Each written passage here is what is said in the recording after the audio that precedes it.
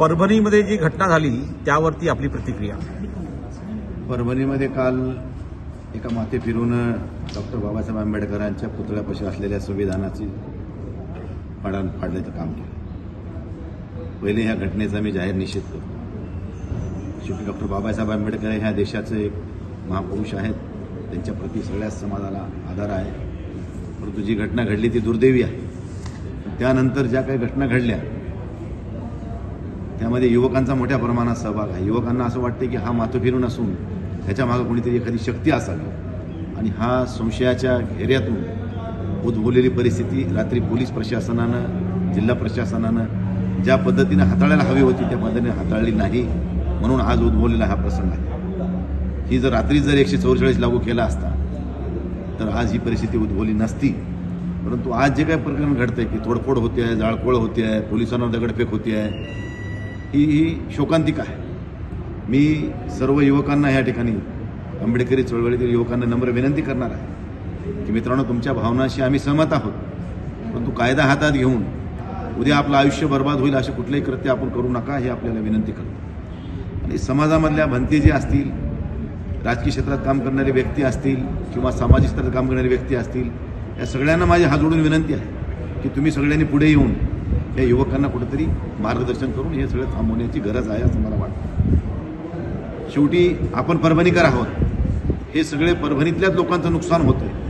आज आम्ही रागाच्या भरामध्ये एखादी दुर्घटना घडून जातोय, पण शेवटी ही निस्तारायची तुम्हाला आम्हाला सर्वांना मिळून. त्यामुळे एवढी कटुता निर्माण होणार नाही एक दुसऱ्याच्या प्रती, त्याची काळजी आपण सगळ्यांनी घ्यावी अशा स्वरूपाचं आवाहन मी या ठिकाणी या निमित्तानं आपल्या माध्यमातून या ठिकाणच्या युवकांना मी करू इच्छितो. गुप्तचर यंत्रणांकडनं रिपोर्ट येत असतो गृह खात्याला. तर मराठवाड्यामध्ये ज्या काही घटना घडतात, बीडमध्ये 2 व्यक्तींची हत्या झाली आहे, लातूरमध्ये अपहरणाची घटना आहे, परभणीत घटलेला आहे.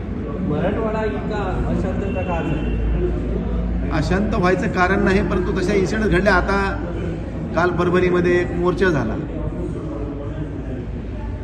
पश्चिम बांगलादेशमध्ये घडलेल्या हिंदूंच्या अत्याचाराच्या अनुषंगाने, आणि त्या घटनेचा निषेध करायचा गेला कोणीकडं. ते विषय असा होता की एक है तो सेफ है, बटेंगे तो कटेंगे. आता इथं काय संबंध आहे बटेंगेचा आणि कटेंगे? परंतु भारतीय जनता पार्टीनं एकाला आंदोलन केलं आणि त्या आंदोलनानंतर तो माथे फिरू त्या ठिकाणी येऊन बाबासाहेबाच्या पुतळ्यापाशी विटंबना करतो. हा मनामध्ये एखाद्या वेळेस असंतोष युवकांचा असू शकतो. त्यांच्या मनामध्ये असा संशय आहे की ह्या शक्तीच्या मागे आणखीन कोणीतरी एखादी व्यक्ती असावी किंवा ह्याच्या मागे कोणीतरी मोठी शक्ती असावी, असा युवकांमध्ये संभ्रम निर्माण झाला आहे. आणि या अनुषंगानं पोलीस प्रशासनानं हा विषय खूप गांभीर्यानं हाताळायला पाहिजे. परंतु बऱ्याच जिल्ह्यामधलं पोलीस प्रशासन SP काहीतरी ट्रेनिंगला गेलेले आहेत, ॲडिशनल SP तू कारभार करतायत, काही बदल्या होऊन सुद्धा आणखीन अधिकाऱ्यांनी पोलीस स्टेशन सोडलेले नाहीत. ही कमजोर बाजू पोलीस प्रशासनाची आहे. या ठिकाणी पोलिसांना मी या ठिकाणी दोष देऊ इच्छितो की ह्यांनी हा प्रकरण हाताळताना कुठंतरी निष्काळजीपणा केला आहे. मी सकाळी देवेंद्र फडणवीस साहेबांनाही फोन केला. त्यांच्या PAनी त्या ठिकाणी कोणीतरी फोन उचलला आणि तुम्ही ह्या नंबरवर बोला म्हणला आणि तो नंबरही मला पाठवला नाही आणि मी त्यांच्यापर्यंत ही गोष्ट पाठवू शकलो नाही. परंतु देवेंद्र फडणवीस साहेबांना ह्या निमित्तानं मी विनंती करेन की साहेब, हा विषय खूप गंभीर आहे. एकही दुकान परभणीतलं शिल्लक राहिलं नाही, एकही मोटरसायकल राहिल्या नाहीत. अनेक प्रकारचं नुकसान जाळपोळीपासून यामध्ये एखादा पेशंटसुद्धा दगवण्याची शक्यता नाकारता येत नाही.